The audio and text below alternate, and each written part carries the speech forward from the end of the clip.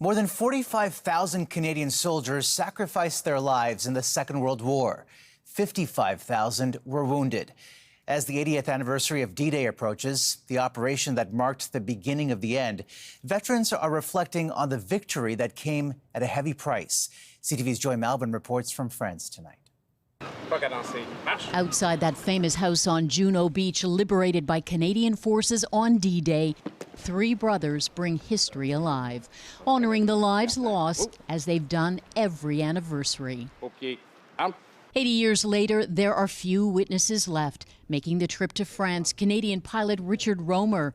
He remembers flying reconnaissance missions along the Normandy coast when he saw Allied forces on the ground. By the time I got there with my number one, the troops were just landing on the beach, and they were being fired at extensively by the enemy. Now that I'm over 100, I can still pull up the images. It was a very effective and interesting day, and I knew that we were winning. How did you know that? I could see that we were making good progress in. From his cockpit, he saw it all, nearly ran out of fuel.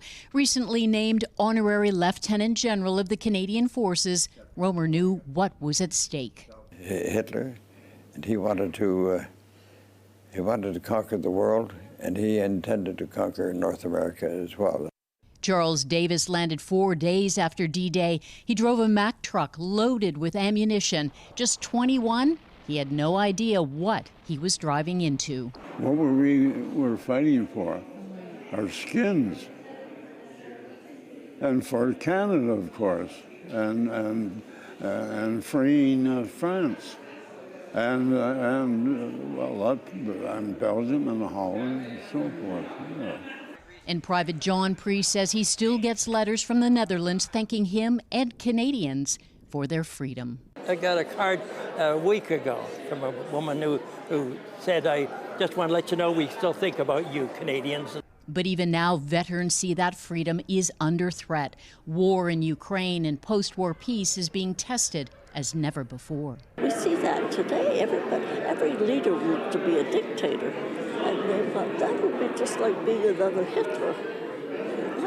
I think this world today is in such a mess with all the wars going on. With a dwindling number of veterans, there are only 13 elderly Canadians here who made the trip as they gather for what will likely be their last big D-Day anniversary. But their stories of sacrifice will always live on.